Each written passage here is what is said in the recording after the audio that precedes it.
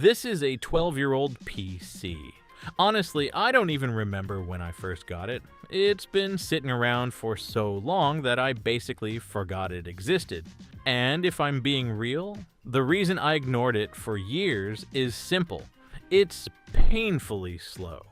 The specs are so low that it can barely handle anything. Even watching YouTube is a struggle. Just opening Chrome eats up most of the RAM. The only reason I never threw it away is because it still turns on. You guys know I'm a Windows fan, so this laptop has been running Windows since day one. But at this point, Windows just feels too heavy for hardware this old. So before I finally send it to the recycling bin, I want to give it one last chance. Today I'm installing ChromeOS on this laptop to see if a lightweight operating system can bring it back to life. Can a 12-year-old machine feel usable again? Let's find out. Before we start changing anything, I should probably tell you what this machine actually is. If you noticed earlier, this is a Dell laptop, specifically the Dell Latitude E5440. There is one small issue though.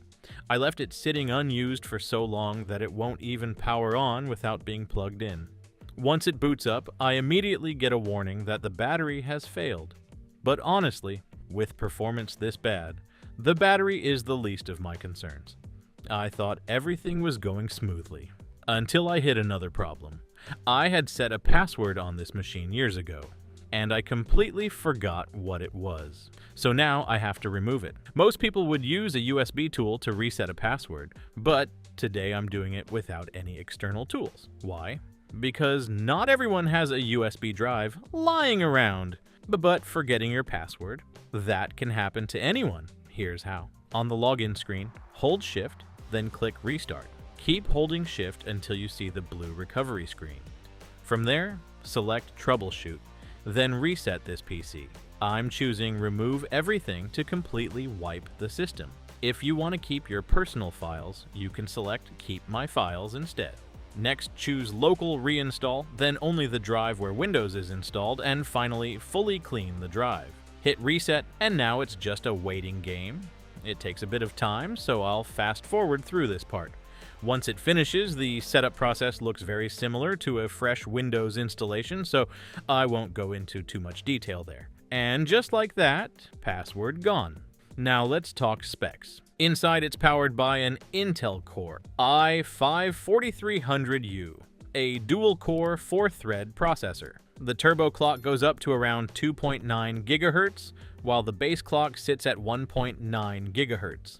In benchmarks, it only scores about 19 in single-core and 65 in multi-core, which honestly isn't great, especially if you're thinking about gaming. But that's not really surprising since this is a low-power chip designed for efficiency rather than performance. One nice surprise though is the 8 GB of RAM. It's not huge by modern standards, but for an older laptop, it's actually pretty decent. Much better than the typical 4 GB configuration most machines from this era had. Storage is handled by a 120 GB SSD, which at least helps keep the system somewhat responsive. As for the exterior, it's definitely showing its age. There are visible signs of wear, and even the display has some ink bleed spots. If you're someone who likes your devices to look perfect, this laptop probably wouldn't pass the test. Before switching to a different operating system, I wanted to run a quick test with some basic tasks. So I tried something simple, watching a YouTube video. Normally, that should be one of the easiest things any computer can handle. But the results were honestly pretty bad. Even at 1080p, the laptop struggles just to load the web page and keep the video playback smooth. At this point, I think that's more than enough reason for me to move on from Windows.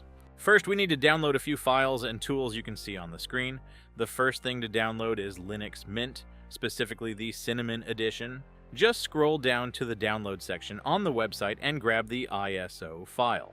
Next, download Rufus. You can get it directly from the official website. It's very easy to find. After that, we'll need Brunch Framework. This is a framework that allows ChromeOS to run on non-Google hardware, which is exactly what we need for this laptop. Now we also need the Chrome OS image itself. I've already downloaded a version that's optimized for low-end hardware. If you want the same one, I've put the link down in the description. Just click it and it'll download automatically. Next, download the Install.sh script. I've also included that link in the description below. Once everything is downloaded, open Rufus. Select your USB drive. I'm using a 16GB USB. Then click Select and choose the Chrome OS ISO file you downloaded. In my case, I placed it on the desktop. After that, click Start to begin writing the operating system to the USB. When Rufus shows a warning, choose Write in ISO image mode, then click OK. It will warn you that all data on the USB will be erased. Just press OK to continue. Wait for the process to finish, and once it's done, you'll have a bootable USB ready to install Chrome OS. Next, we need to prepare the Chrome OS installation files. First, create a folder on the desktop called ChromeOS. Then place the install.sh file you downloaded earlier into that folder. Next, extract the Brunch framework archive. After extracting it, open the Brunch folder and copy the 4 files inside into the Chrome OS folder you just created. After that, extract the Chrome OS image file. Once it's extracted, open the folder and rename the image file to ramusrecovery.bin. Then copy this file into the same Chrome OS folder. At this point, your Chrome OS folder should contain the Brunch files, the Chrome OS image, and the install.sh script. Now open the USB drive we created earlier with Rufus and copy the entire Chrome OS folder onto the USB drive. Once the copy process is finished, the USB is ready for installing Chrome OS. Inside the installation script, you may notice a line that references SDA. This is the target drive where Chrome OS will be installed. On most computers using an internal HDD or SSD, the main drive is typically labeled SDA. Now we can move on to the installation process. First, we need to boot into Linux Mint from the USB. To make this work properly, you'll need to disable Secure Boot in the BIOS and make sure UEFI boot mode is enabled. In the security section of the BIOS, simply confirm that Secure Boot is turned off. After that, boot from the USB drive we created earlier. Once Linux Mint is running, we can start installing Chrome OS onto the internal drive. First, connect to the internet using either Ethernet or Wi-Fi. Then open gparted from the Linux Mint menu to confirm the name of your internal drive. In most cases, it will appear as SDA. Next, open the File Manager, go to File System, and locate the Chrome OS folder you copied onto the USB. Right-click inside that folder and choose Open in Terminal, then run the following command, sudo sh install.sh. The script will download the required components and begin the installation process. Keep in mind that all data on the internal drive will be erased, leaving only Chrome OS installed. When prompted for confirmation, type Yes to continue. The installation usually takes about 3 to 10 minutes. Remove the USB drive while the computer restarts, and the system should boot directly into Chrome OS. And that's it. You've successfully installed Chrome OS on your PC. The boot time is actually pretty impressive. The system starts up in about 15 seconds, which is roughly 50% faster than Windows on this machine. Once I got into the interface and started using it, I was honestly surprised. Everything feels incredibly smooth. The whole experience is completely different from what I had with Windows. The biggest difference shows up when watching YouTube videos. There's no noticeable delay while loading the page or buffering the video. Everything responds almost instantly.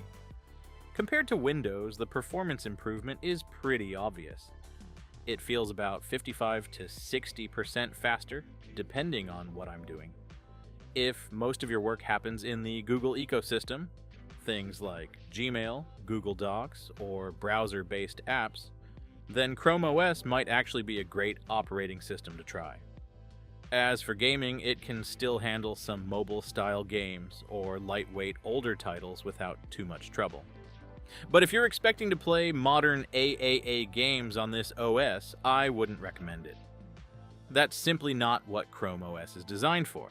For example, here I tried running Minecraft, and surprisingly, I didn't run into any issues while playing. The game runs smoothly and feels perfectly playable on this machine. So overall, this operating system works really well for both everyday work and casual entertainment. One of the reasons is that ChromeOS tends to be much better optimized for older hardware compared to Microsoft Windows. Thanks for watching the video. What do you think about this operating system? Let me know your thoughts down in the comments.